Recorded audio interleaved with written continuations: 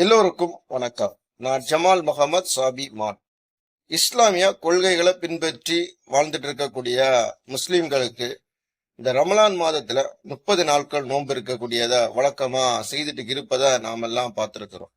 இந்த நோன்புக்கு பின்னாடி இருக்கக்கூடிய பல சுவாரஸ்யமான தகவல்கள் உங்களுக்கு தெரிந்திருந்தாலும் இந்த பதிவை நீங்க முழுமையா கேட்டு முடிக்கக்கூடிய நேரத்துல அந்த தகவல்ல இருந்து முற்றிலும் மாறுபட்ட ஒரு கண்ணோட்டத்தை உங்களுக்குள்ள ஏற்படுத்தும் என்கிற நம்பிக்கையில தான் இந்த பதிவை நான் இதுல ஆரம்பிக்கிறேன். அதனால இந்த பதிவையும் நீங்க கடைசி வரைக்கும் ஸ்கிப் பண்ணாம முழுமையா பாருங்க. பார்த்த பிறகு நம்ம எப்போ உங்ககிட்ட கேட்கக்கூடியதுதான், மறக்காம நீங்க நம்ம சேனலை கொஞ்சம் சப்ஸ்கிரைப் பண்ணிக்கிட்டு பக்கத்துல இருக்கக்கூடிய அந்த பெல் ஐக்கானையும் கொஞ்சம் ஆன் பண்ணிக்கிடுங்க. இது டைம் பாஸ், உங்களுக்கான தேடல். உலகத்துல தோன்றி இருக்கக்கூடிய எல்லா உயிர்களுக்கும் ரெண்டே விதமான அடிப்படையான தேவைகளுக்காக மட்டும்தான் இவ்வளோ பெரிய உருவாக்கத்தை இந்த பூமியில தொடர்ந்து செய்ய வேண்டிய சூழ்நிலைக்கு தள்ளப்பட்டு இருக்குது. அதுல முதன்மையா கருதக்கூடியது உடல் பசி, இரண்டாவது உணர்வு பசி. இந்த இரண்டு தேவைகளுக்காக மட்டும்தான் மிக பிரம்மாண்ட கட்டமைப்பா இருக்கலாம், அல்லது பொருளாதாரமா இருக்கலாம், இன்ன பிற தேவைகளா இருக்கலாம். எல்லா உருவாக்கத்துக்கும் அடிப்படை காரணமா அமைஞ்சு இருக்குது. அதனாலதான் இந்த இரண்டு உணர்வுகளையும் சரியான முறையில கொண்டு போகணும்னு சொல்லக்கூடியத கண்டறிஞ்ச நமக்கு முன்னாடி வாழ்ந்தவங்க கட்டமைச்ச கொள்கைகள் ஏராளம். அந்த கொள்கைகளுக்காக மட்டும்தான் இப்போ நாம ஒருத்தரை மாறி மாறி சண்டை போட வேண்டிய சூழ்நிலைக்கும் தள்ளப்பட்டு இருக்கிறோம். காரணம், சுயநலம் மிகுந்த மனிதர்கள் என்னைக்கு உருவாக ஆரம்பிச்சாங்களோ அன்றையில இருந்து இன்றைக்கு வரைக்கும் மனிதன் தொடர்ந்து புரிதல் இல்லாம மாறி மாறி சண்டை போட்டுட்டு தான் இருக்கிறான். காரணம், அவனுக்குள் இருக்கக்கூடிய அந்த இரண்டு உணர்வுகள், உடல் பசியும் உணர்வு பசியும். இந்த இரண்டு உணர்வுகளுக்காக ஒட்டுமொத்த உயிர்கள் மேல வச்சிருக்கக்கூடிய அந்த அன்புன்னு சொல்லக்கூடிய உணர்வை மொத்தமா மறந்துட்டு சைத்தானுடைய கொள்கைகளை கையில் எடுத்து இப்படிதான் வாழணும், இப்படி வாழ்ந்தாதான் இங்க சந்தோஷமாட்டும் நிம்மதியாட்டும் வாழ முடியும்னு சொல்லக்கூடிய ஒரு மிகப்பெரிய கட்டமைப்பு, அதாவது தவறான ஒரு கட்டமைப்பை உருவாக்கி வாழ்ந்துட்டு இருக்கக்கூடிய பல மக்கள். இந்த சுயநலமிக்க மனிதர்களிடம் அகப்பட்டு அடிமையாக்கப்பட்ட மனிதர்களை காப்பாற்றுவதற்காக உருவாக்கப்பட்டவங்க தான் தூதர்கள். இந்த தூதர்கள் இறைவன் சொல்லக்கூடியவன் நேரடியா சக்தியை கொடுத்த உடனே எல்லாத்தையும் உடைச்சிட்டாங்களான்னு கேட்டீங்கன்னா நிச்சயமா கிடையாது. அவர்களும் இந்த சுயநல கருத்துக்களை உடைக்கிறதுக்காக தங்களுடைய வாழ்க்கைய முழுமையா அர்ப்பணிச்சிருக்காங்க. பல இன்னல்கள், பல அவமானங்கள், பல போராட்டங்கள் இதையெல்லாம் சந்திச்ச பிறகுதான் அவர்களுக்கான வெற்றியும் அவங்களுக்கு கிடைச்சிருக்குன்னு சொல்லக்கூடியதுதான் வரலாறு. அது மட்டும் இல்ல, இஸ்லாமிய கொள்கையினுடைய தலைவரா கருதக்கூடிய நபிகள் நாயகம் ஸல்லல்லாஹு அலைஹி வஸல்லம் அவர்களுக்கும் எடுத்த உடனே அல்லாஹ் வெற்றியை கொடுக்கல. அவங்களுக்கு வெற்றியை எப்படி கொடுத்தாங்கன்னா, 40 வயது வரைக்கும் அவரும் நம்மை மாதிரி சாதாரண ஒரு வாழ்க்கையை தான் அவங்க வாழ்ந்துட்டு இருந்திருக்காங்க. அந்த வாழ்க்கையினுடைய முடிவு ஒரு 40வது வயதுல அவருக்கு என்ன ஒரு சிந்தனை தாக்கம் ஏற்படுதுன்னா, பல மக்கள் அடிமையாக்கப்பட்டு அவர்களுக்கான உரிமைகள் தொடர்ந்து மறுக்கப்பட்டுட்டு இருக்குது. அவர்களால மற்ற மக்களை மாதிரி சரிசமமா நடக்க முடியாத ஒரு சூழ்நிலைக்கு தள்ளப்பட்டு வைக்கப்பட்டு இருக்கிறதா இவர் பார்த்து மனதளவுல ரொம்ப வேதனை கொள்றாரு. அதன் பிறகு என்ன செய்யறாருன்னா, தனிமையில உட்கார்ந்து அதற்கான காரணத்தை தேட ஆரம்பிக்கிறார். அப்படி தேடக்கூடிய நேரத்துலதான் அவருக்குள் ஏற்பட்ட சிந்தனை தாக்கம். இந்த சிந்தனை தாக்கத்தை தான் நாம இறை செய்தி அப்படின்னு சொல்லி அடையாளப்படுத்துறோம். இந்த இறை செய்தியை யாரு கொடுக்கறான்னா, அது ஒரு மாபெரும் சக்தி அவருக்கு உள்ளுணர்வுல ஏற்பட்டு கொடுக்குது. அது அல்லாஹ் அப்படின்னு சொல்லி அழைக்கிறோம். இப்ப இந்த சக்தி இவருக்கு உள்ள கிடைச்ச பிறகு உடனே அவருக்கு வெற்றி கிடைச்சிட்டான்னு கேட்டீங்கன்னா அதுவும் இல்லை. என்ன சொல்ல வர்றாங்கன்னா, ஒரு இறைவன் சொல்லக்கூடிய மாபெரும் சக்தியாக இருந்தாலும் உன்னுடைய உழைப்பு இல்லாம இந்த பூமியில எதுவும் சாத்தியம் இல்லைன்னு சொல்லக்கூடியத இந்த நிகழ்வுல இருந்து நாம புரிந்து கொள்ளலாம். என்ன காரணம்னா, 40 வயதில் அவருக்கு ஏற்பட்ட அறிவினுடைய முதிர்ச்சியானது உடனே கொண்டு செயல்படுத்த முடிஞ்சான்னு கேட்டீங்கன்னா இல்ல. கிட்டத்தட்ட ஒரு 10 வருடம் முழுமையான போராட்டம், பல அவமானங்கள், பல அடக்குமுறைகள், பல போராட்டங்கள், இதெல்லாம் சந்திச்ச பிறகுதான் அவரால இறைவன் கொடுத்த கொள்கைய மக்கள் மன்றத்துல கொண்டு போய் சேர்க்க முடிஞ்சிருக்குது. இதுல இருந்து நாம என்ன தெரிஞ்சுக்கலாம்னா, ஒரு நல்ல விஷயத்துக்காக நாம போராடினாலும் எல்லாம் உடனே ஒன்னும் கிடைச்சிடாது. பல போராட்டங்களை சந்திச்சா மட்டும்தான் அதற்கான வெற்றின்னு சொல்லது கிடைக்கும். இறைவன் சொல்லக்கூடியவன் இருந்தாலும் இதுதான் நிதர்சனமான உண்மையா இருக்குது. காரணம், எல்லாமே மனிதன்னு சொல்லக்கூடியவன் செய்தாக வேண்டிய கட்டாயம். இந்த இடைவெளியில இருக்கக்கூடிய அந்த பலகீனத்தை புரிந்து கொண்ட மனித கூட்டத்துல ஒரு சிலர் தான் இந்த சுயநல கட்டமைப்பையும் உருவாக்கி மக்களை அடிமைப்படுத்த ஆரம்பிச்சாங்க. அப்படி உருவான அந்த சுயநலவாதிகளால் கட்டமைக்கப்பட்டதுதான் மக்களை அடிமைப்படுத்தக்கூடிய அத்தனை சித்தாந்த கட்டமைப்புகளும். இதை உடைக்கக்கூடிய வேலையை செய்தவங்க தான் தூதர்கள்னு சொல்லி அடையாளப்படுத்தப்பட்ட பொதுநலவாதிகள். இவங்க எல்லாருக்கும் எல்லாம் சமமா கிடைக்கணும்னு சொல்லக்கூடிய சித்தாந்தத்தை கையில எடுத்து போராடினாங்க. ஏற்கனவே ஆரம்பத்துல சொன்னோம், ஒவ்வொரு மனிதனும் உடல் பசிக்காகவும் உணர்வு பசிக்காகவும் தான் இந்த வேலைகள் எல்லாம் செய்யறான். அதுதான் யதார்த்தமான உண்மை. என்ன காரணம்னா, உடல்ல ஏற்பட்ட பசியினால அடுத்தது என்ன செய்யணும்னு சொல்லக்கூடிய சிந்தனை ஏற்படும். உணர்வுகள்ல பசி ஏற்பட்டுனா நல்லதும் நடக்கும், கெட்டதும் நடக்கும். அப்ப இது ரெண்டையும் நம்ம வரையறைக்குள்ள கொண்டு வந்தா மட்டும்தான் மனிதனுடைய வாழ்வியல்னு சொல்லக்கூடியது ஒரு சரிசமமா இருக்கும். அந்த வாழ்வியலை கட்டமைக்கக்கூடிய வழிமுறைய சொல்லி கொடுத்தவர் தான் முகமது நபி ஸல்லல்லாஹு அலைஹி வஸல்லம்.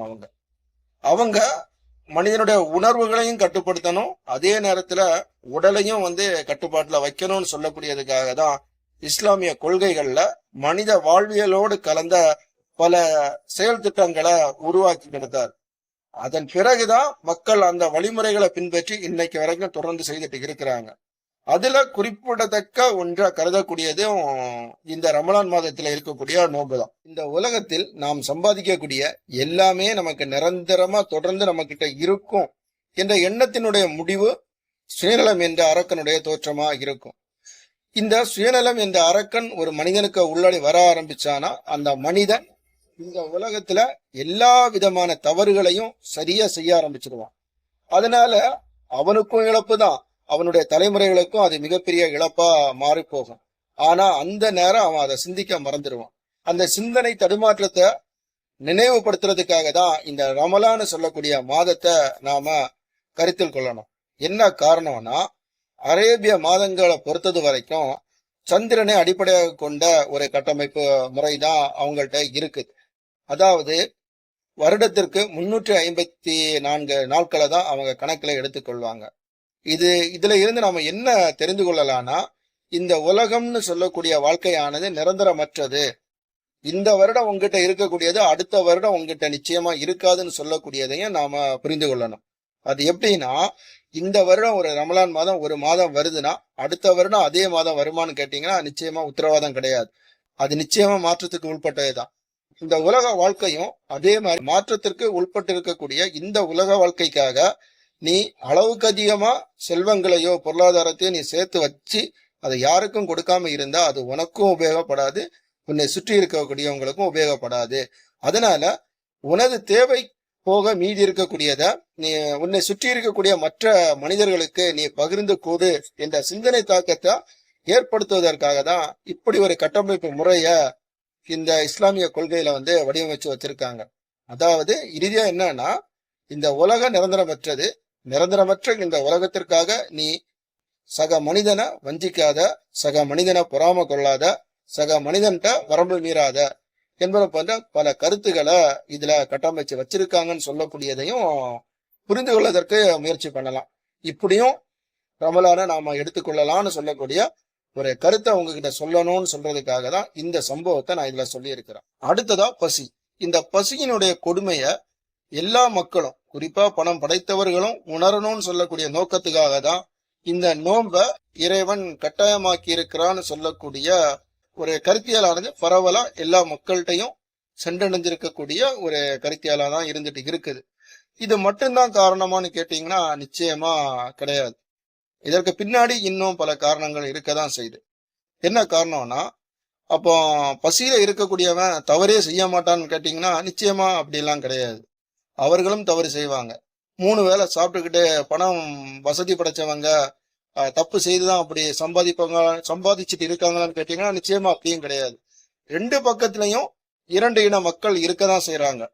பசி இருந்தாலும் பசி இல்லாம இருந்தாலும் சிந்தனையில நல்ல எண்ணங்கள் உள்ளவன் நிச்சயமா தவறு இழைக்க மாட்டான். அதாவது சூழ்நிலையால் தவறு இழைச்சால் கூட அவன் மறுபடியும் ஒரு நேரான வழியில போயிடுவான். ஆனா ஒரு தவறு தெரிஞ்சு மறுபடியும் மறுபடியும் செய்து அதனால ஆதாயம் அடையக்கூடியவன் எப்போதுமே அந்த தவறை திரும்ப திரும்ப செய்துட்டு இருப்பான். அந்த மாதிரி சிந்தனை உள்ளவங்க மறுபடியும் உருவாயிடக்கூடாதுன்னு சொல்லக்கூடிய நோக்கத்துக்காக தான் இத கட்டாயமாக்கி இருக்காங்க. அதே மாதிரி நம்ம எடுக்கக்கூடிய அந்த உணவு பழக்கம்னு சொல்லக்கூடியதை எப்படி எடுக்கணும்னு சொல்லக்கூடியதையும் அவர் சொல்லியிருக்கிறார். அது எப்படின்னா, நம்மளுடைய வயரை 3 பகுதியா பிரிக்கணும்னு சொல்றாங்க. ஒரு பகுதியில உணவை கொண்டு நிரப்பணும், அடுத்த பகுதியை தண்ணீரை கொண்டு நிரப்பணும், கடைசி பகுதியை வெற்றிடமா விட்டுடணும் அப்படின்னு சொல்லியிருக்காங்க நபிகள் நாயகம் ஸல்லல்லாஹு அலைஹி வஸல்லம். இதுல இருந்து என்ன புரிந்து கொள்ளலாம்னா, இந்த மாதிரி உணவு பழக்கத்தை நம்ம எடுக்கக்கூடிய நேரத்துல அது நமது உடலையும் பாதுகாக்கும், நமது உணர்வுகளையும் பாதுகாக்கும். நோம்பினுடைய அடிப்படை என்னன்னா, உனது உடலையும் உனது உணர்வையும் ஒரே சரிசமமா வைக்கிறதுக்கான வழிமுறைகளை கற்றுத்தரக்கூடிய நோக்கமா தான் இதுல இருக்குதுன்னு சொல்லக்கூடியதையும் புரிந்து கொள்ள முடியும். அடுத்ததா பாத்தீங்கன்னா சதக்கா, அதாவது இருக்கிறத இல்லாதவங்களுக்கு கொடுக்கிறது. இத நம்ம எப்படி புரிஞ்சிருக்கிறோம்னா, நம்மள்ட்ட காசு இருந்துச்சுன்னா அந்த 30 நாளும் வரக்கூடியவங்களுக்கு எல்லாம் காசை கொடுத்துட்டா நம்ம கடமை முடிஞ்சிரும் அப்படின்னு நாம நினைச்சு செய்யறோம். அதுவும் நன்மைதான், அதுல எந்த மாற்று கருத்தும் இல்லை. அதே நேரத்துல அதை இன்னொரு மாற்று சிந்தனையில நம்ம அணுகணும். இதாவது ஒரு ஊர்ல ஒரு 10,000 பேர் இருக்கிறோம்னா 10,000 பேர்ல 10,000 பேரும் வளமையான வாழ்க்கை வாழ மாட்டாங்க. அதுல ஒரு 1000மோ ஒரு 1500 பேரோ தான் ஒரு வளமையான வாழ்க்கை வாழ்வாங்க. இவங்க என்ன பண்ணலாம்னா அவங்களுக்கான ஒரு தொழிலை ஏற்படுத்தணும். இப்ப இந்த 1000 பேரும் ஒரு 8,000 9,000 பேருக்கு வாழ்வாதாரத்திற்கு தேவையான ஒரு உற்பத்தி திறனை அங்க அவங்க ஏற்படுத்தி கொடுத்தாலே அது மிகப்பெரிய சதக்காவா மாறும்.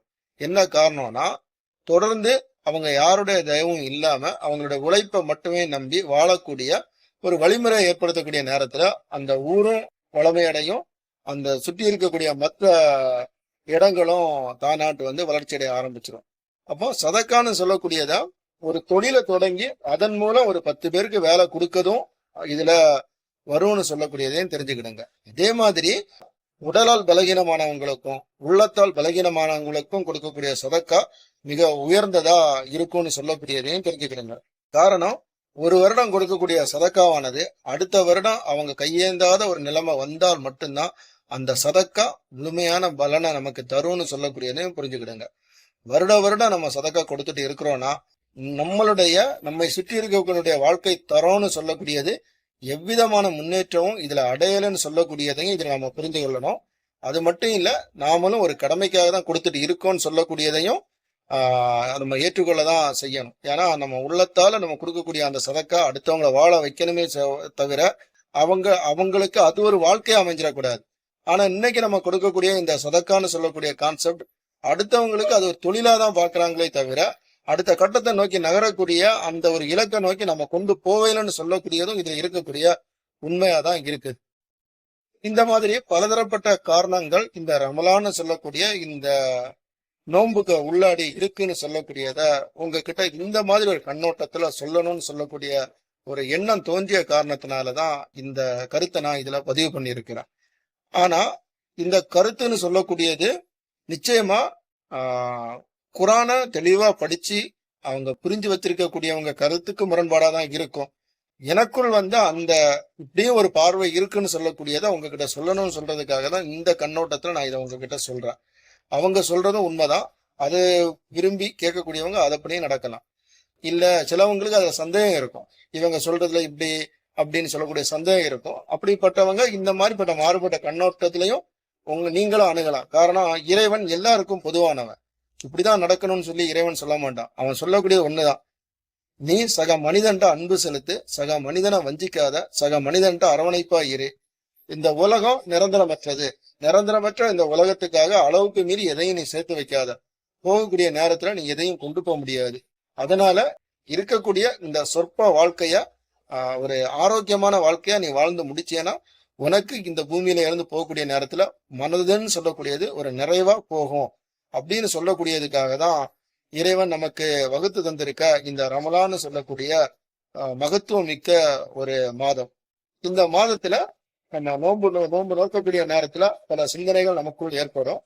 அதன்படி நம்ம நடக்கக்கூடிய நேரத்துல நம்முடைய வாழ்க்கையானது ஒரு ஒரு அமைதியான வாழ்க்கையா மாறுறதுக்கு அதிகப்படியான வாய்ப்புகள் இதுல நமக்கு கிடைக்கும்னு சொல்லக்கூடிய அந்த சிந்தனை எனக்கும் வரணும், உங்களுக்கும் கிடைக்கணும்னு சொல்லக்கூடிய நோக்கத்துக்காக தான் இந்த பதிவு.